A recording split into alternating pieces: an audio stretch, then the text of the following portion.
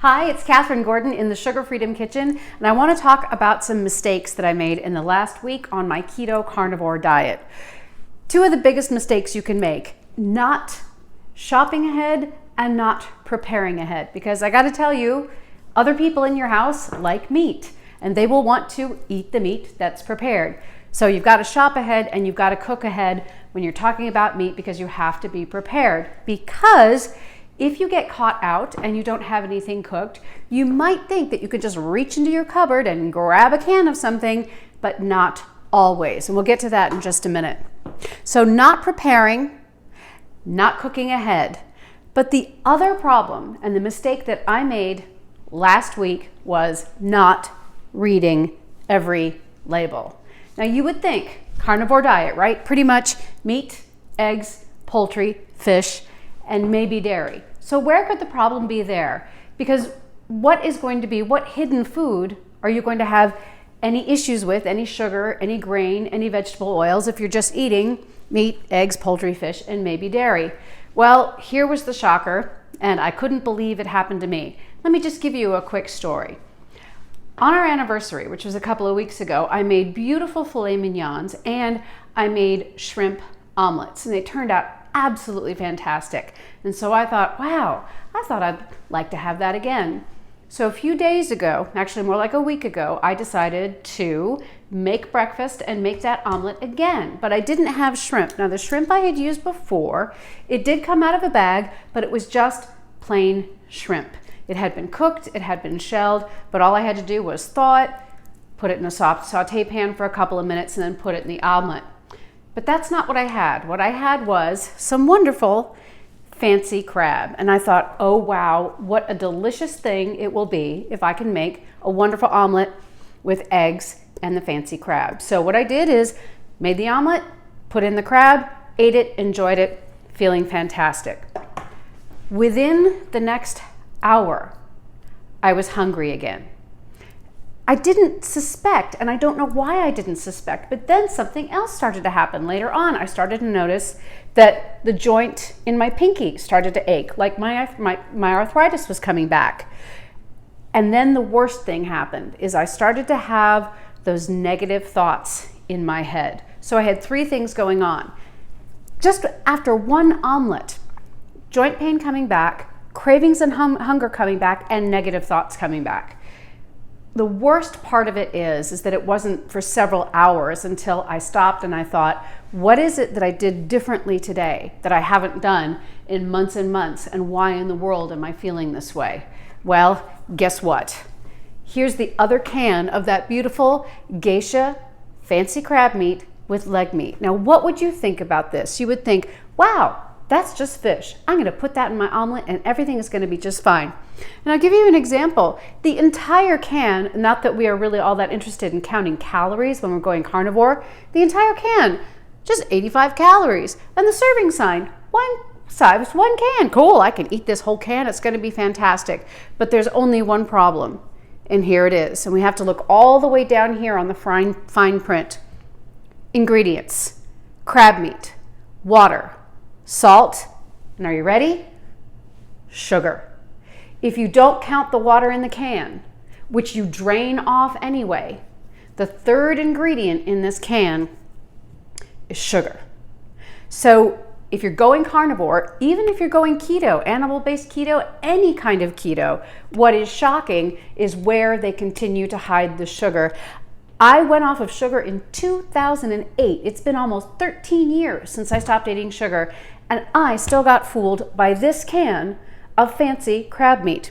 So I just want to, the rest of the ingredients are, we've got crab meat, water, salt, sugar, citric acid, sodium pyrophosphate to maintain flavor, and sodium metabosulfate as preservative, calcium sodium EDTA to retain color, and then may have shell fragments. I should have known better. I'm the sugar freedom woman. You would think that I would know to look on the can. So here's the really, really, really bad news, is that even knowing that I had eaten sugar, knowing what was going on, I went ahead and ate lunch. My appetite was out of control. my cravings came back and I completely fell off the wagon.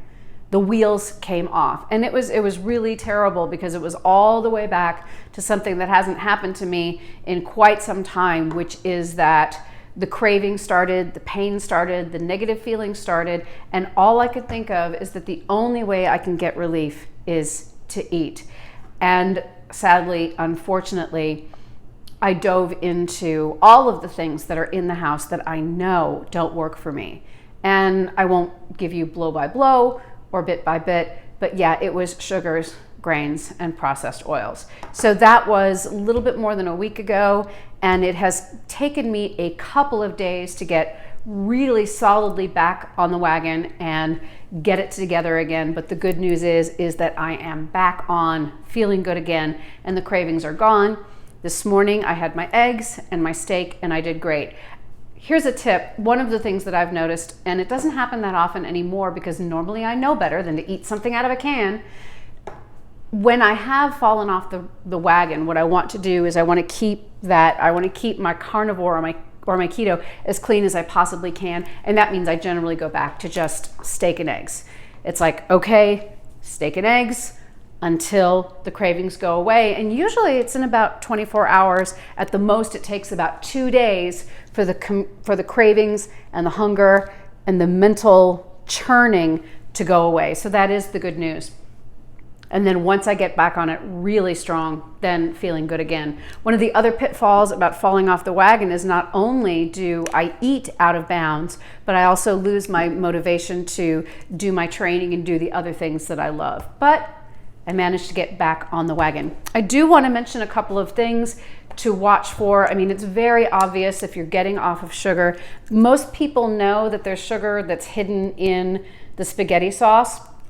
What people don't know is that there is sugar hidden in your mustard, even Grey Poupon.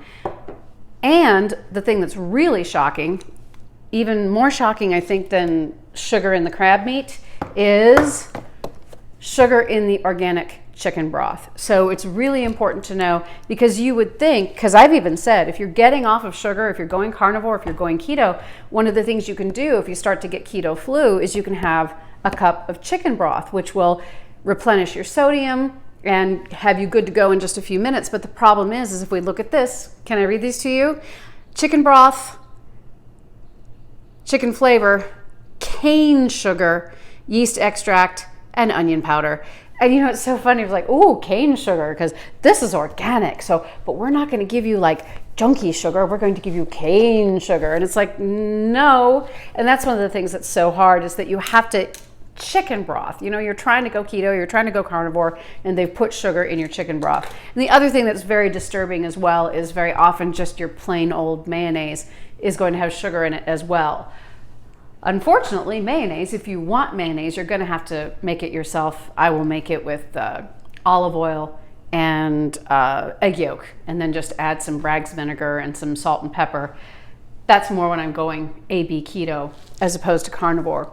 When I am carnivore and I'm trying to get back on the wagon after a slip, after the wheels have come off, I'm keeping it really, really clean. So I'm not going to have any French's, does not have sugar in it. So I'm not going to have any mustard. I'm not going to have any even of my homemade condiments. I'm going to keep it simple, simple, simple. Just the meat and the eggs and a bit of heavy cream, preferably raw heavy cream, in my coffee.